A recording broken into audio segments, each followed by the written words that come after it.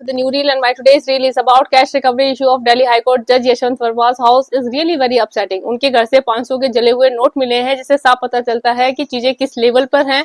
ये बहुत ही शर्मनाक बात है हमारे देश के लिए। यदि जुडिशरी इस तरह से करप्ट हो जाएगी तो आप समझ ही सकते हैं at what level justice we are getting. पहले ही इंडिया में जस्टिस का बहुत बुरा हाल है, काफी डिले जस्टिस मिलता है, और जिस तरह से चीजें हो रही हैं जस्टिस को लेकर हम सभी जानते हैं कि किस तरह से सबूत वगैरह तोड़ मोड़ दिए जाते हैं, किस तरह से अब जज भी पैसा लेने लग गए हैं केसेस को सॉल्व करने के लिए। ये एक एग्जांपल है, आप देख लीजिए कितने लोग ऐसे होंगे जो इस तरह के कामों में इन्वॉल्व हो सकते हैं। बिकॉज हमको ये चीजें समझना बहुत ही इंपॉर्टेंट है। यदि जुडिशरी इस लेवल पे काम करेगी, जज जिसकी क्या रेपुटेशन होती है सोसाइटी में, लोग बाग किस तरह से देखते हैं उनको, वो लोग इस तरह के कामों में इन्वॉल्व होंगे तो आप समझ ही सकते हैं कि चीजें किस लेवल पर हो रही हैं। रियली जो लोग जो सीनियर पोजीशन पर हैं, जुडिशरी में है, वो इस तरह के कामों में इन्वॉल्व हैं, उनके अगेंस्ट में बहुत ही सीवियर एक्शन होना चाहिए, क्योंकि वो लोग सारी चीजों को समझते हैं। यदि वही इस तरह की चीजों में इन्वॉल्व होंगे तो उनके लिए जो भी पनिशमेंट होना चाहिए बहुत ही स्ट्रिक्ट पनिशमेंट होना चाहिए।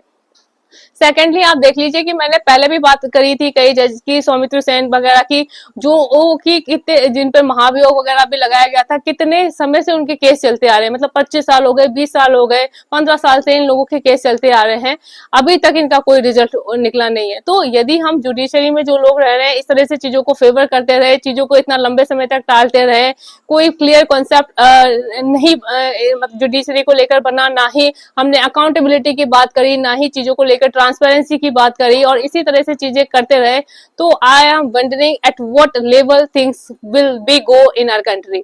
सो it is really important to understand all these thing. और ऐसे लोग जो कि इतनी पावरफुल या रेपुटेड पोजीशन पर होकर भी इस तरह के कामों में इन्वॉल्व हैं, उनके अगेंस्ट में तो डेफिनेटली बहुत ही सीवियर एक्शन होना चाहिए, जिससे कि वो एक एग्जाम्पल सेट कर सके कि इस तरह की यदि चीजें जुडिशरी में होती हैं तो इसका क्या रिजल्ट होता है। तो वो इससे हम कम से कम चीजें काफी हद तक बेटर कर सकते हैं। और डेफिनेटली मैंने पहले भी बोला है, अकाउंटेबिलिटी और ट्रांसपेरेंसी को लेकर हमें काफी कुछ सीरियसली सोचना चाहिए। कुछ लॉज होने चाहिए जो कि जिसमें जुडिशरी भी इस तरह की चीजों में इन्वॉल्व हो, कि वो पब्लिक के अगेंस्ट में जो भी ये जजमेंट देती है उसमें ट्रांसपेरेंसी हो या अकाउंटेबिलिटी हो, ये पब्लिक को भी पता चले, दैट रियली मैटर। सो ये सारी चीजें लाइन अप होनी चाहिए प्रॉपरली, और इन पे काम होना चाहिए, तभी हम अपनी कंट्री की जुडिशियरी को एक अच्छे वे में देख सकते हैं। अदरवाइज आई थिंक लोगों का ट्रस्ट हटता ही जाएगा यदि इतने सीनियर लेवल के जजेस भी इस तरह की चीजों में इन्वॉल्व हैं, और फिर हम जस्टिस की बात करें तो that is really very upsetting.